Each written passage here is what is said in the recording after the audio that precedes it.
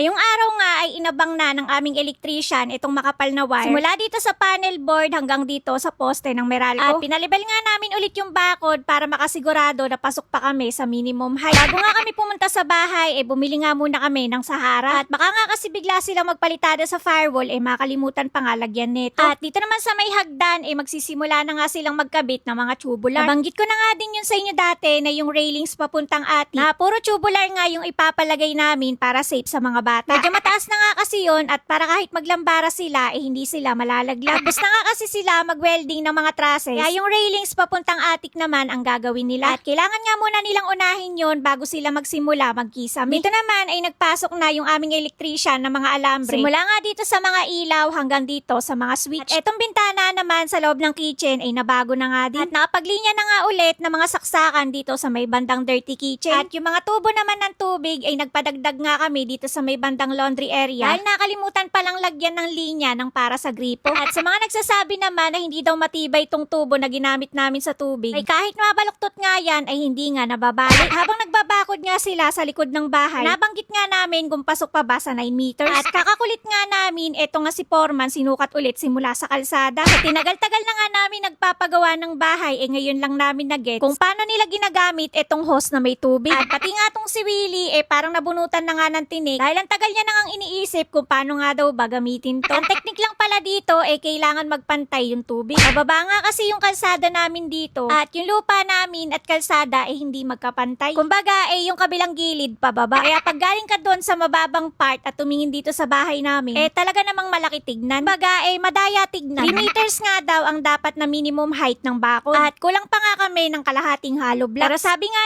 namin, okay na nga yun at wag na ngang dagdagan. At kahit maglambingan naman kami dito ni Willie, wala naman nang makakakita. Hinahapunan naman ay pinadala na nga sa amin ng aming electrician itong makapal na wire. 38mm nga yan at inabot nga daw yan ng 20 meters. At 10,720 naman ang pagkakabili namin dito. Dito pa nga lang daw sa may likod ng pinto hanggang poste ng Meralco inabot na ng 20 meters. Paano pa kaya daw kung sa may bandang kitchen ko nga daw to ipinalagay? At napapangitan nga kasi ako dahil nandito sa may bandang sala yung breaker. At pag may bisita nga kako, yun agad ang makikita. Si Willie na nga daw ang bahala dyan at lalagyan niya na nga daw ng pano. O de sige. Inugto nga nila sa makapal na alambre itong mga wire. Para nga daw sana mabilis lang maipasok. Naging smooth naman nung una, kaya lang nung malapit na sa poste ng Meralco, bumara na nga yung mga wire at nahirapan na nga silang ipasok. Medyo maliit nga kasi yung nailagay na tubo sa loob ng poste ng Meralco. At iyon nga din yung dahilan kung bakit sila natagalan. At ito namang si Willie, na-curious na naman, kaya eto't nakialam na naman. Hila-hila nga din siya dyan at akala niya mapapalabas niya yung mga wire. Pagbalik nga ng aming electrician, hetong at may dala na siya na mahabang bakal. At tinali niya nga yung alambre dito sa kanya nga hinila pataas. At finally nga,